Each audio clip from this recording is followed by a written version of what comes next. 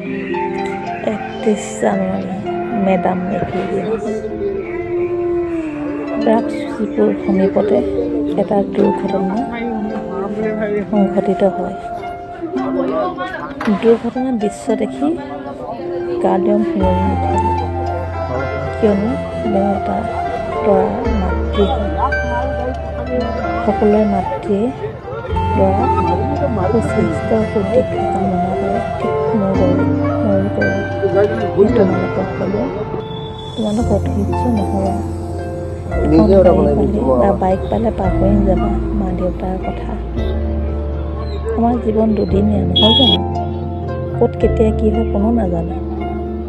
কিন্তু লাহে ধীৰে হ'লেও তোমালোকৰ ঘৰখন পাব নহয়। আজি এইটো দুৰ্ঘটনা দেখি আমাৰ সেয়াই কান্দিছে, আৰু আমি শুনি আছোঁ ছ'চিয়েল মিডিয়াত কিমানবোৰ কথা। বেছি মানুহ যাৰ এটা ল'ৰা তেখেতলোকৰ ঘৰতে এনেকুৱা দুৰ্ঘটনাবোৰ বেছিকৈ হৈছে। এজনে যে মাকৰ সেয়া আমি নিজে সহ্য কৰিব পৰা নাই, মই পোৱা নাই। অলপ দিনৰ আগতে হৈ আছে চলা পথত এটা ল'ৰা বাছ ষ্টেণ্ডত পোৱা। সেয়া কৈছোঁ, অধৈৰ্য নহ'বা, ধৈৰ্যৰে লাহে ধীৰে ঘৰলৈ যাবা, দেউতাক ভাবিবা। কিন্তু শুনি ভাল লাগিছে যে এই দুৰ্ঘটনাত সেই ল'ৰাজনৰ কোনো ক্ষতি নহ'ল। সেয়ে ভগৱানৰ কামনা, সেই ভগৱান তুমি জানো সকলো বস্তু শুনি দিছোঁ।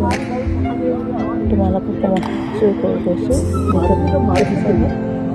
তুমি লাহে ধীৰে চলাবা, বাইকে মোৰ লাহে ধীৰে চলাবা। ঘৰখন তোমাৰ সদায় তোমাৰ বাবেই ৰৈ আছে। লাহে ধীৰে গ'লেও তুমি ঘৰখন পাবা নহয় জানো? তুমি লাহে ধীৰে যাবা, উত্ৰাৱন নহ'বা।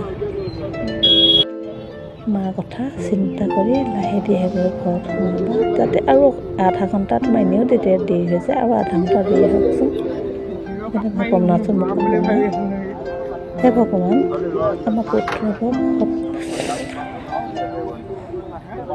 সুচিন্তা অধিকাৰী কৰা, সিহঁতক ভাল চিন্তাধাৰা মনলৈ আনা, সিহঁতে যাতে আমাৰ কথা চিন্তা কৰিব পাৰে, আমাৰ কথা ভাবিব পাৰে। অকলতে সিহঁতে যাতে ধুনীয়া নহয়, সিহঁতৰ সপোনবোৰ যাতে সিহঁতে পূৰা কৰিব পাৰে নিজে বিচৰা ধৰণে। সেয়েহে ভগৱানতে মই কৰোঁ যদি প্ৰাৰ্থনা, ভগৱান সিহঁতক সুচিন্তা অধিকাৰী কৰি তোলা।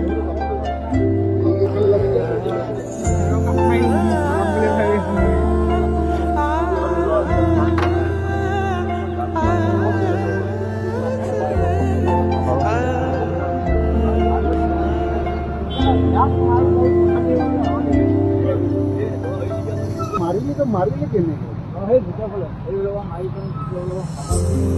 গাড়ীখন ঘূৰি আনি